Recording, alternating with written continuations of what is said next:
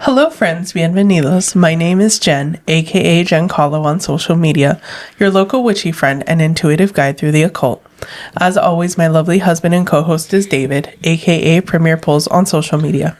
Hi, everyone. On today's episode, Jen explains the afterlife. Welcome to the show. Grab a chair, make yourself at home. Jen's got stories to share. You'll never feel alone. Wow, what a topic, huh? Yeah, I know. Yeah. I'm like, we're gonna try our best. There's so many versions of the afterlife, but I'm gonna focus on like general categories. Some people believe in life after death, some people don't. Yeah. We talked about this episode a little bit beforehand. We wanted to actually call this episode the Underworld episode, but we realized I think that would have been a little more restrictive. It kind of originated a few episodes ago. I don't remember specifically which one, but you were talking about Hades, and you were talking about the underworld within that mythology. And I think just colloquially, I always thought that the underworld essentially was like hell. But when we were discussing it, and I don't remember if it was on the episode or we talked about it afterwards, but you were explaining that within that mythology, and I'm sure you'll touch on it, that's not necessarily considered hell or the Christian ideology of what we think hell is. It's just where the manifestation of a soul goes after death, right? Yeah. So people think because we're so influenced by like Christianity, Judeo-Christian, not Judaism, yeah, just Christianity, that like any underworld deity is the devil, and that's not the case. We'll talk about the differences in a minute. I do. Well, okay. Do you want to get right into it, or do you want to talk about anything first? Yeah. Okay. So I wanted to start a little bit with my general understanding of the Christian hell from what I understand, and I could be completely off base, so if you know the exact origins, let me know. I don't necessarily think it was always the fire and brimstone of like, you do bad shit, you go to hell, and you burn in a lake of fire.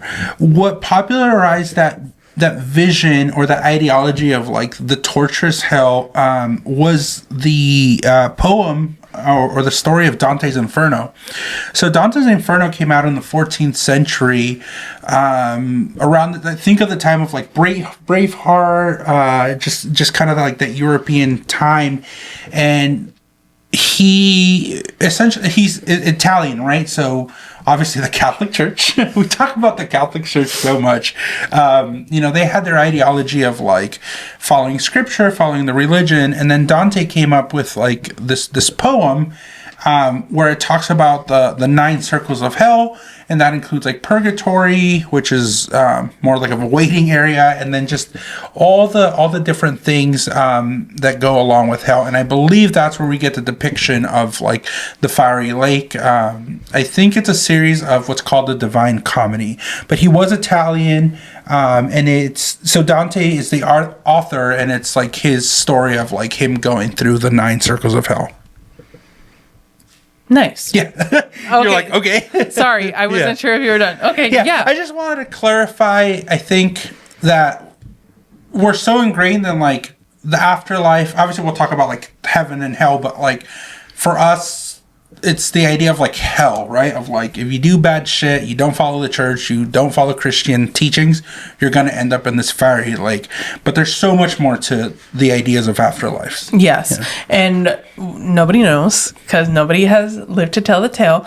People say, I've had near-death experiences. That's my proof. Near-death experiences are culturally relevant. Yes. So, for example, you're not going to have a little boy in Texas that has never heard of Allah be like, I almost died and I saw Allah and he was speaking Arabic to me. Like, no. It's very culturally relevant. There are a lot of studies that show that like children, for example, like their near-death experience is influenced by their surroundings. So, for example, like if a little kid in Japan has a near-death experience, they're more likely to see their ancestors or just like gray or a spirit animal because they're a little bit more connected to like ancestors, nature, stuff like that, versus like people that have near-death experiences in a very Christian community are gonna like see God, see Jesus, etc., this white light. So yeah, they're culturally significant. Many studies show this. It's not proof. Yeah. It's not proof.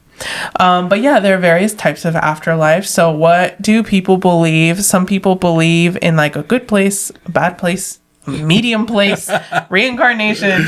I just finished watching The Good Place. It was a very interesting take on this thought, and I don't want to spoil it because if you haven't seen it, I think it's worth it. But I think the ending was one of the best endings I've ever seen, where essentially the outcome is eternal peace. Yeah. I guess also I want to go into it just a little bit because while we're learning and giving information, I do want to get our own personal perspective on this. Do you believe in an afterlife? I think I'm still open-minded and undecided. Yeah. What about you? No, I don't believe in an afterlife, and I think a lot of people might say like that's very gloomy and very dark, but I don't see it that way. I have two perspectives on it. One is we don't have any recollection. Well, some people say they do, but we don't really have any recollection of where we were before we came into this world, right? Mm-hmm. And so when people say like, well, what happens after you die? Like something has to happen spiritually or mentally or, with your mind. And I don't think it does. I mean, I think we're at the end of the day, we're matter, and you can't create matter, you can't destroy matter. So in an essence, like once we pass away, our like biological decomposition kind of goes back into the universe. And sure, we die on a biological level, but I think we still live on through like just our matter essentially. But I don't think there's like an afterlife of like where our soul goes to, or where we have like a final resting place. I don't know if you were going to talk about the science of this, but some people think that like the peace or the near-death experiences, or like the thoughts, the feelings that come with death might just be the brain like hallucinating because of a lack of oxygen. And then we actually release, I've heard DMT in near-death experiences or in actual death, which could bring that like peace or energy surge or whatever you want to call it. So yeah. The various types of afterlife. There's just the straight up like heaven and hell. Christianity, Islam, they believe in that. And then interestingly enough, I learned recently that Judaism doesn't believe in hell. It's like just be a good person and God loves you, which is kind of cool. Like I vibe with that. And I do vibe with that too, because I think that is also my problem with the afterlife is like a lot of the times we're considering what our actions here on earth dictate for our afterlife. So in a way, we're scoring points for something we don't even know. And I think we can lose track of living in the moment and enjoying like the actual life we have if we're caught up in spending our time focusing on like what comes after, right? Because we don't necessarily know what comes after. I have a very strong inclination that nothing comes after. But enjoy the moment, right? Because if you spend most of your time earning points to get like a better afterlife, you're missing out on like what you're doing in the present. And I will say that religious fear had me not enjoying the present because I kept hyper fixating on my death. But yeah, how long did that go for? I mean, that was your earlier years, right? No, I was hyper fixated on that till I was like 18. But earlier years. Yeah. Okay. But I thought you meant like just like a kid. No, before I met you. Yes. Yeah. Okay. Mormons believe that you get your own planet and all this interesting stuff. I forgot to research them, but I remember that you get your own planet. Yeah. There are some religions which, this is annoying, but some religions believe that women are only saved through their connection to a man. Mm-hmm. So if you're not connected to a man, you're kind of screwed. I know that there's a local Hmong community in the Central Valley, and per my friend, I'm sorry if I'm butchering this, but like my friend tried to explain it to me, she said that if you are a woman and you die, you need a proper burial by your husband, by your dad, by your son. Like there has to be a male that does that for you. And like, if you are married, like your husband is your ticket to like a good salvation in the afterlife and stuff. So yeah, unfortunately there are some practices like that. What if you're a side piece? Oh man, I don't know how to answer that question. But then there's the afterlives with a medium place, which is fascinating, which is the Catholics that believe in purgatory, depending on the Pope. It's so funny because one Pope could be like, yeah, purgatory exists. And the other Pope is like, no, it doesn't exist. So depending on their word, it like exists and doesn't exist. But yeah, the medium place. What is the medium place like? It's not beige. It also has fire. Okay. And it hurts. But it hurts so good, is what it's... What? Wait. Okay, you may need to elaborate on that, because what does that mean? I was also shocked when I learned this concept. They're like...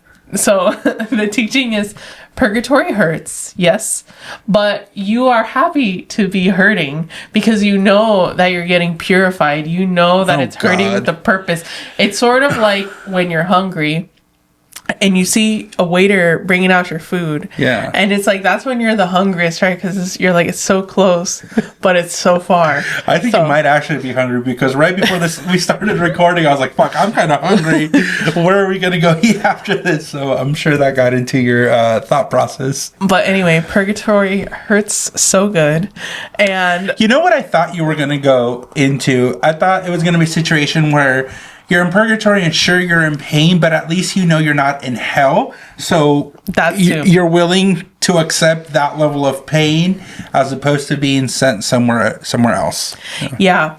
And the only way you could be freed is through indulgences, which is not the same type of indulgence that we talked about in the Salem witch trials. Like, it's not literally paying, but indulgence means that like other people are doing works to free you. And this is what kept me in a chokehold in Catholicism, is that like there are beliefs that certain prayers, certain masses, doing certain things can basically free souls from purgatory. And so I prayed a shit ton because I felt like I was helping.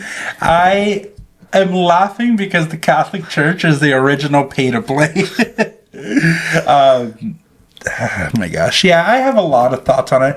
Also, in this episode, we're not really going to talk about heaven too much.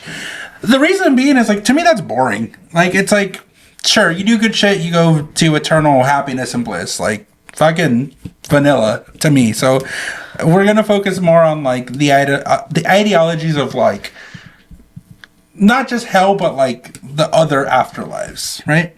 Yeah, just FYI, for some reason my MacBook Siri is listening to us and I see this little orb flashing and I'm like, oh God is tuning in through Siri. Anyway, yes, kind of boring. So let's talk about things that we normally... Can I also say, we touched on what the Mormons believe, but those other things. To me, I want to make it very clear, I'm not going to ridicule any religion, because I think that's low-hanging fruit to ridicule, but I think it's okay to criticize. I see the spectrum of the different beliefs of afterlives on the same playing field. I think because culturally we are a Christian society, there is more stock into believing that this afterlife is more feasible or less ridiculous than getting your own planet. But me, as David the skeptic, it's on the exact same field, right? I hear the beliefs of the Christians and I hear the beliefs of the Mormons, and they have the exact same weight to me of, like, it's a fabricated story that, based on what you mentioned, like cultural ties and where you grew up and your general understanding of, like, the world around you, fits that narrative. And I wanted to make that point because I think a lot of times we get caught up in, like, haha, can you believe what those crazy Christian or Mormons believe? To me, it's the same stock as what Christians believe. It doesn't hold any more weight. And I think it's very easy to criticize or ridicule other belief systems when in reality that's what they all are belief systems, right? And I hope that heaven exists, but my beef is using it to control people in the here and now. That's my issue. Yeah. I don't. I mean, I don't believe in a God. I'm pretty staunch atheist. if there's an all being who's making you as a person and saying, I have the power to control everything, and that person is still choosing to pit us into like heaven and hell, to the fact where that great creator created a hell, like how fucked up is that, right? Oh, I'm talking about like the Judaism version where it's like there's just a heaven. Okay. There's no hell. Okay. I hope that's the truth. Yes. But I don't know. Nobody knows. So, yeah, that's what I'm saying. Like, my issue is using, like, oh, what could happen next to scare people in the here and now. That's to control the masses, Yes. So, reincarnation. People think that reincarnation is just, like, this peaceful, blissful thing. It is not. So, I took a Buddhism class in college, so I really studied this. I am a little rusty. I had to look up some things. Buddhism. After how that booty's just gonna pop for eternity. We were talking about things hurting so good. But anyway. Buddhism. Continue. Buddhism. Sorry. So Buddhism and Hinduism both believe in reincarnation, and it is very similar. But it does have some differences. So they both believe in samsara, which is the like cyclical reincarnation that you cannot escape from unless you reach nirvana or moksha. So with samsara, there are different levels of reincarnation. Like you could be reincarnated as a human.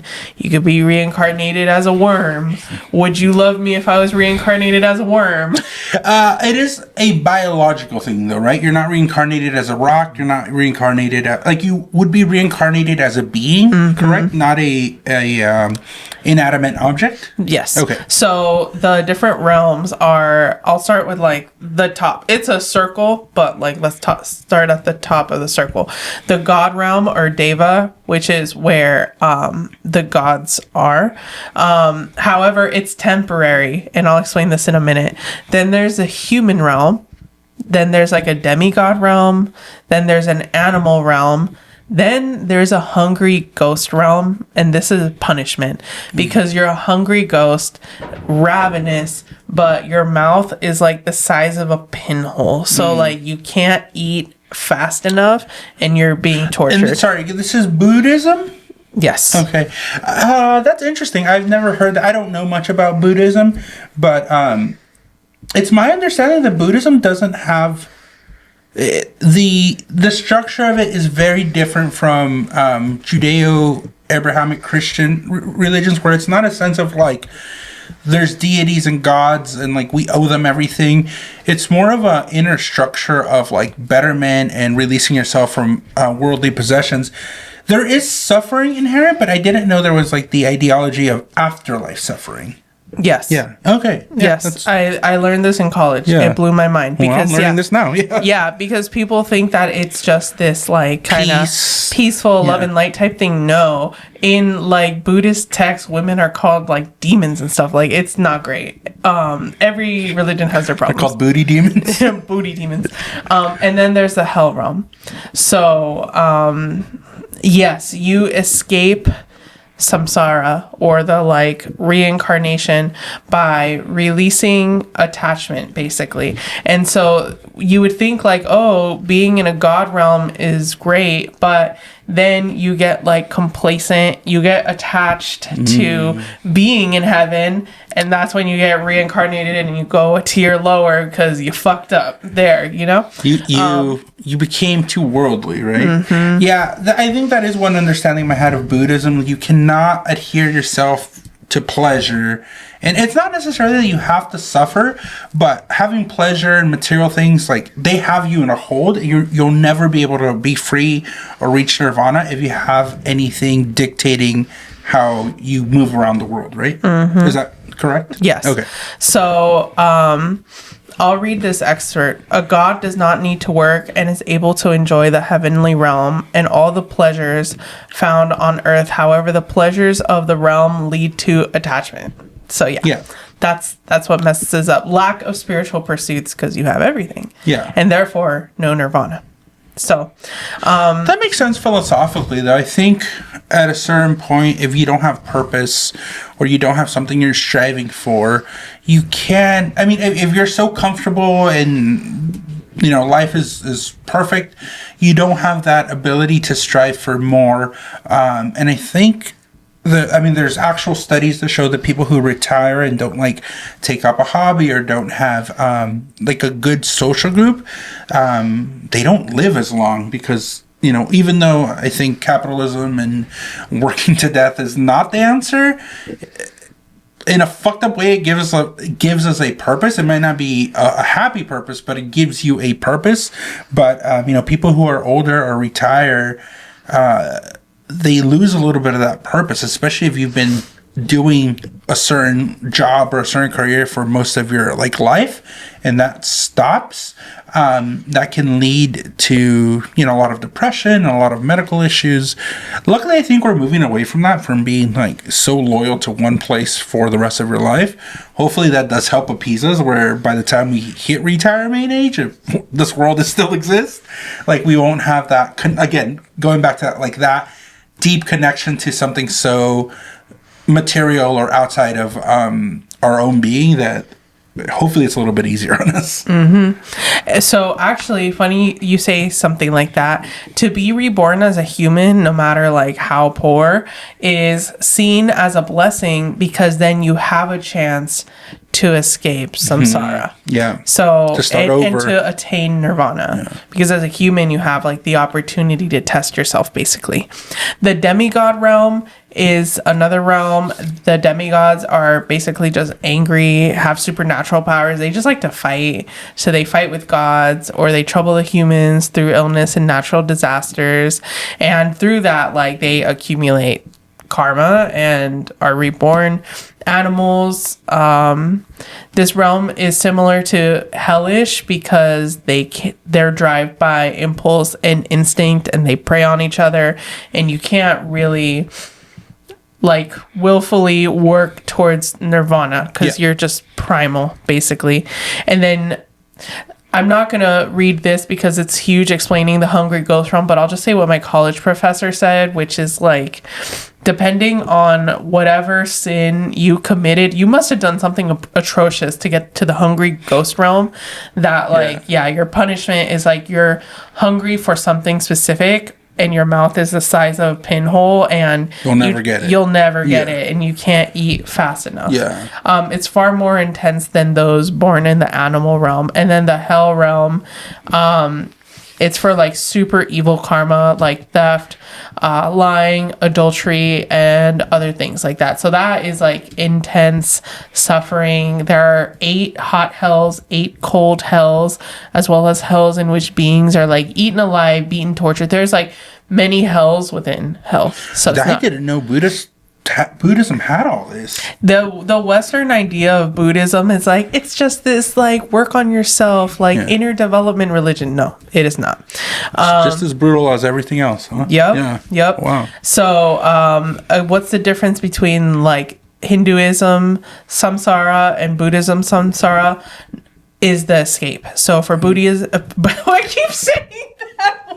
For Buddhism, I just keep thinking about booties and being hungry and things hurting so good. Anyway, okay. Nirvana is how you escape samsara in Buddhism, and then moksha is how you escape samsara in Hinduism. So nirvana is the realization that there is no self or consciousness, while moksha is a concept that is the acceptance of self, realization of liberating knowledge, and consciousness of oneness as a whole. So one is releasing and being nothing, and the other one is integrating and being one. Yeah. Okay. So either way, it's releasing all attachments or integrating them all, which is very interesting. It's 0 or 1. Yeah. It's binary.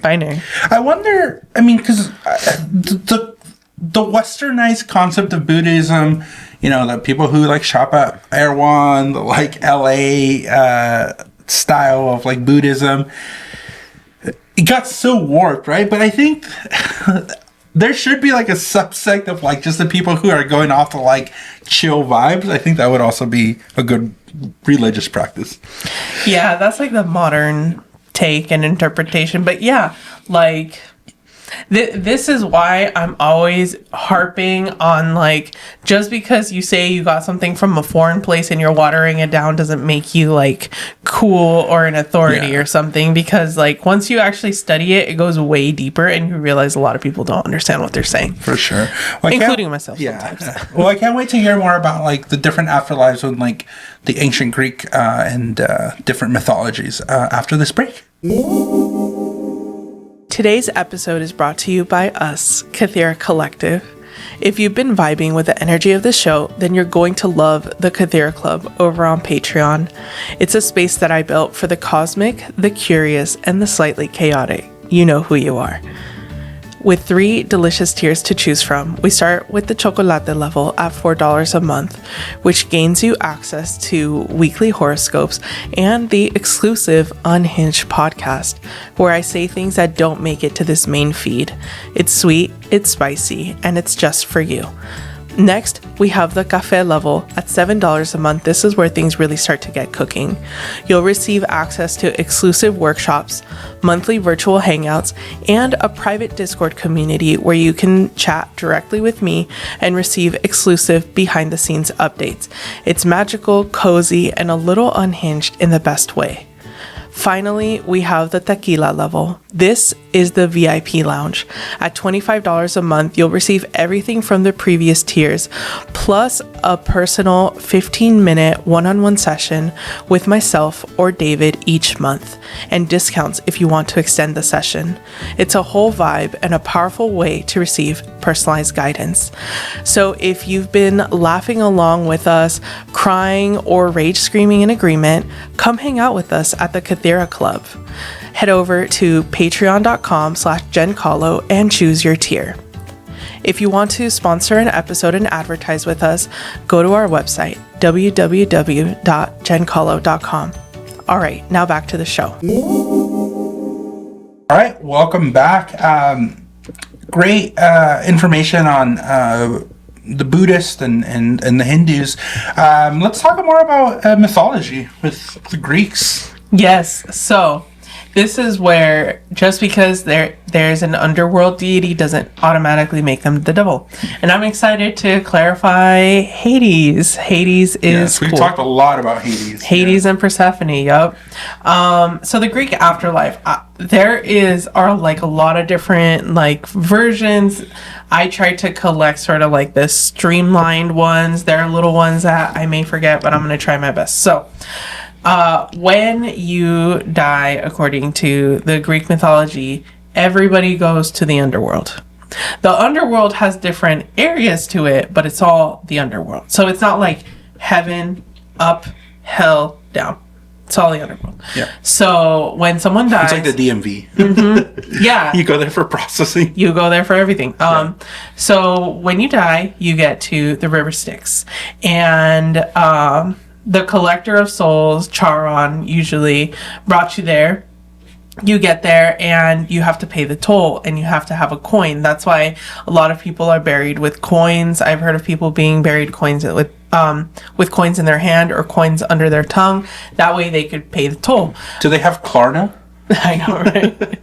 Well, if you're too broke and you didn't get a coin or a proper burial, then you have to wander around the shores for 100 years, and then eventually they'll let you go. Fuck. Yeah. Doing any like work at least, or just just roaming? You're just roaming, and you have to wait 100 years, which sucks.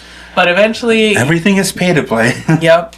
Eventually, you cross the river Styx and you're in front of 3 judges, and the judges will say what section of the underworld you're going to. Mm-hmm. So there's Tartarus, which is what people would consider hell, where you're getting like tormented and stuff. It's a dungeon of torment and suffering for the wicked.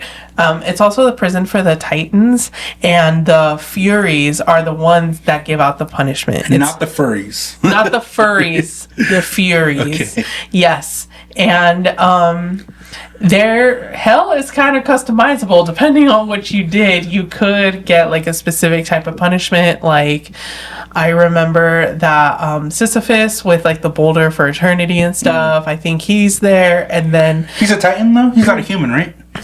I don't remember his exact classification, but yeah. Then there were like a group of women that like beheaded their husbands for some reason. I don't remember the whole lore, but basically like their punishment is to fill a jar with water, but the jar has holes in it, so they're doing that for all eternity. Or like let's say you starved other people, then your punishment is that you are starved for eternity. So yeah, very customizable. Yeah. But again, it's just Hades putting people into categories and making sure that all of the underworld is operating. But Hades is the director, essentially. he's like the general manager of the underworld. That's like his domain. He's making sure that like the heaven part of the or the nice part of the underworld and the bad part of the underworld are all operating. Let me ask you something really quick. If I remember it through one of our previous episodes, we said that Hades is married to Persephone, and then he allows Persephone to go visit her mom. And then so we talked about like the festivals, the equinoxes. Does Hades ever take a break and go anywhere? He's also eternally doing his job of managing the underworld, correct? Yeah, well, Zeus got the heavens, and then Poseidon got the sea, and so they're like, no, you stay down there. That's your lane. Okay. So they beef. Well, Zeus was a fuckboy. He would convert himself into like humans and go down on Earth and just cause chaos and fuck everyone. The man cheats for sport. Yes. And then so did Hades have the same capacity to like go into the, I guess, human realm, or he does not want to. Yeah. He does not want to concern himself with human affairs. He's also the only god that is faithful to his lady. Okay. Yeah, he is faithful. He does not want to cheat on her. Anyway. That's funny, right? And not funny, but like you think Zeus, the heavens, you could disseminate that he's like the moral one. He's the one who sets right, but he's not. Like he's Zeus, absolutely not. Zeus is something else, right? Yeah. And Hades, who is he burdened with controlling or directing the afterlife, or that's just his path? Do you know?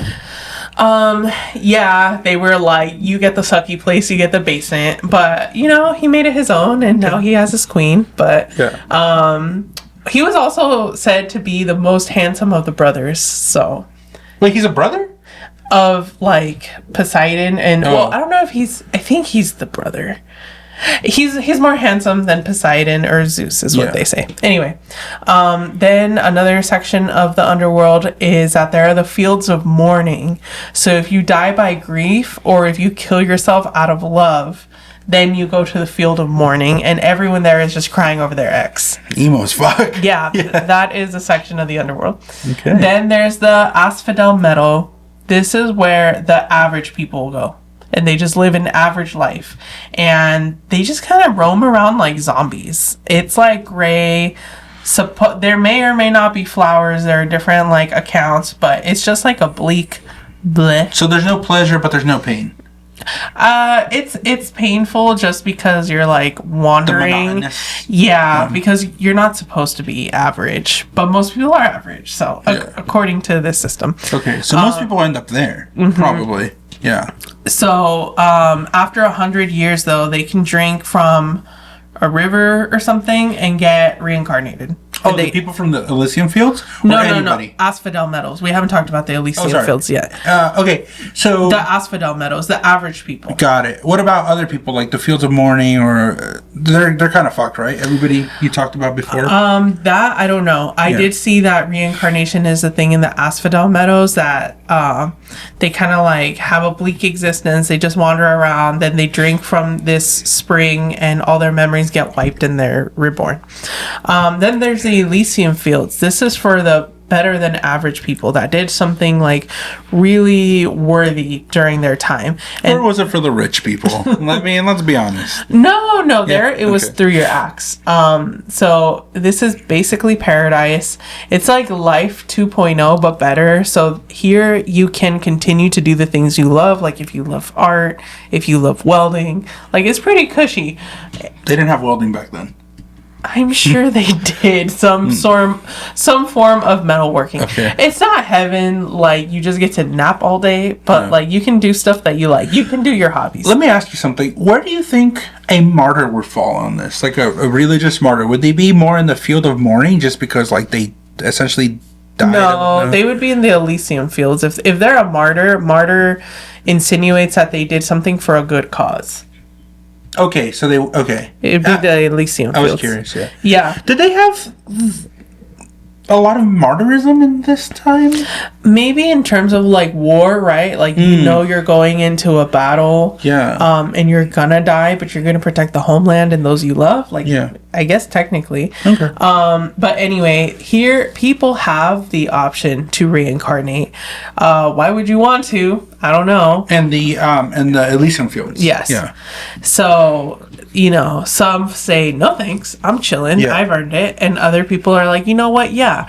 And if you successfully reincarnate and do great things 3 lives in a row, then you get to go to the island of the blessed, which is like VIP heaven. Yeah. Or VIP underworld. Yeah. Yeah. It's so funny. Yeah. And It's so arbitrary. Humans are fucking fascinating, right? Because, like, how do we come up with these concepts? Like, yeah. you know, it has to be a perpendicular thinking to our lived experiences of what we see, right? Because our globe is going through all these stages of the afterlife. We can only come up with these concepts based on what we're able to observe with our senses, and we try to make it fit a narrative that we can understand as humans, and this is what we came up with. Right? Yeah. Yeah. Well, the Island of the Blessed has a lot of colorful birds. It has a lot of ripe fruit. So from the Vegas style fruit and bird buffet all the way to the torture, Hades is the general manager of all of everything. it. Yeah. So Hades is not like the devil torturing people. Ha ha ha! I'm evil. Like no, that's just his realm. Yeah. That he's just the collector that guards the souls. He's not the enforcer of any of these realms. Yeah. He's just the one who helps. He decides though also though, right? There are 3 judges. Oh, He's that's not the right. only Yeah. one, but yeah. He's just the general manager. Yeah. So he doesn't take kindly to souls trying to leave the underworld. That's where he has like issues, and there are different like animals that guard like Even the ones that are like the Elysium Fields who do the reincarnation, he doesn't like that. Well, they wouldn't try to escape at that point. Oh, it's part of the system. Okay. Well, like if you're being tortured and you try to escape the underworld, like that's the issue. I think that Oh, I see. I think that I don't remember where Cerberus is, if he's in Tartarus or where, but like there are different animals that supposedly like block the gates between heaven and the underworld. That's why like you don't see a lot of people cheating death and coming back, except for like I think Hercules, for example, Yeah. like was one of the ones in the mythos that did, right? So that's Greek. Yeah. And then the final one that I'll try to touch on, I don't fully understand it. I was really trying to like watch a bunch of different YouTube videos, read a bunch of different things, but it's a little bit tricky for me, is the Norse afterlife. Before we go into the Norse, I'm really bummed, and I could have done it myself. I was hoping we would touch on the Egyptian afterlife. That one's one of my favorites with With Anubis. Anubis, weighing your heart against a feather and then deciding if you get to go. I think the Egyptian one is really interesting because death is such a big part of like their culture. They were the ones who are famous for mummification, creating these mausoleums and pyramids, and pharaohs being, you know, buried with like their servants and their riches. Like it has a very rich culture of like the afterlife being a very important part of their society. So I just want to touch on it and say there's also a whole nother narrative for the Egyptians. I mean, we could do a whole episode on specific systems. I was just trying to get as many as I could. Absolutely, yeah. But I just wanted to plug the Egyptians. Yeah. Okay, well, I can touch on that really quickly. So, when you die, your heart is taken out and it's put on a scale by Anubis. There is a feather on the other scale, and your heart has to be lighter than a feather to show that you were like a good person. One of my favorite memes I've seen going around social media is like a picture of Anubis, and the caption says, "Hi, it's your boy Anubis with another unboxing video."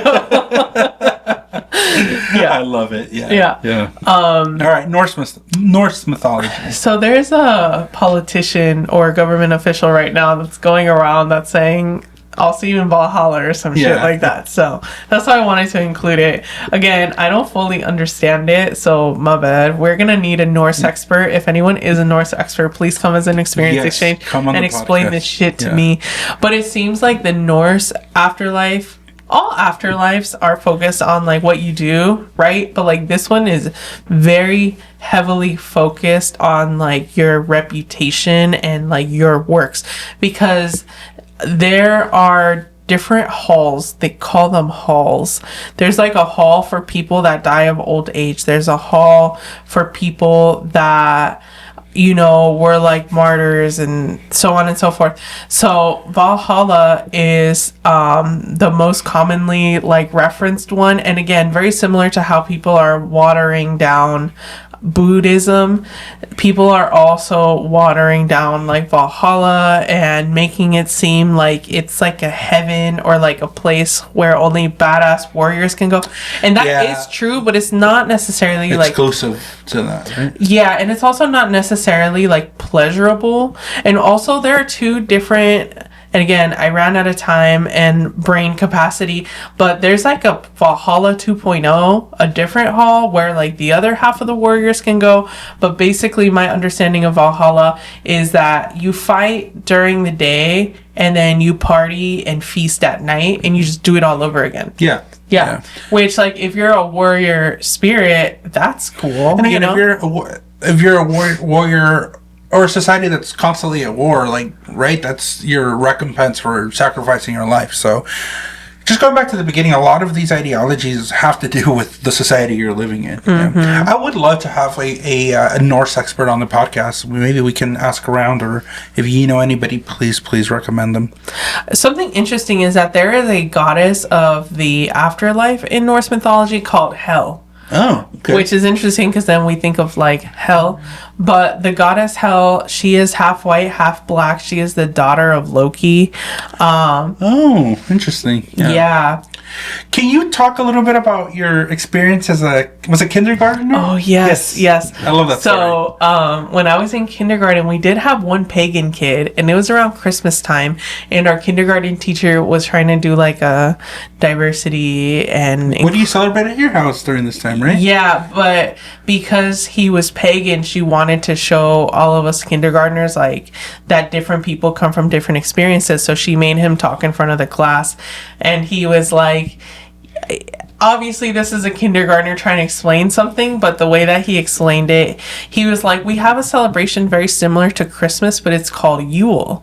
And also my family, we believe in something called Valhalla, which is that when we die, we don't really die, we come back as warriors and we're all going to like fight each other in the end. And like that, yes and no, right? Like this kid, the kindergarten explaining. It's a kindergartner explaining Norse afterlife. But that was what he explained, and that always stuck with me. And I was like, whoa, that is so cool that people can come from different experiences. And I don't remember why, but for some reason, like, I remember it was the nighttime and he lived on my street and we went into his house and his parents were really cool. He was a white boy. We were like mainly like a POC school, so like the few white people that we had were like very memorable.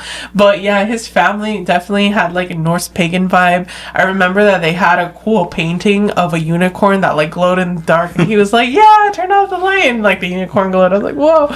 So yeah, I got introduced to like Norse and pagan stuff in kindergarten, and I thought that was very, very cool. That's so cool. Yeah. And here we are now. That's a great story for sure. I think this topic can go on, forever. Ultimately, though, I think this episode was just a sampler of like the different things that people believe in.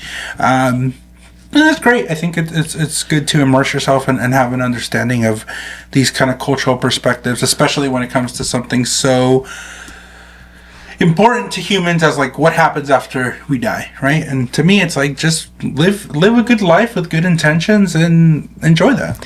Yeah, ultimately, we don't know what happens. Just be a good person. Just be a good person. Awesome. Makes your life on Earth a little bit better.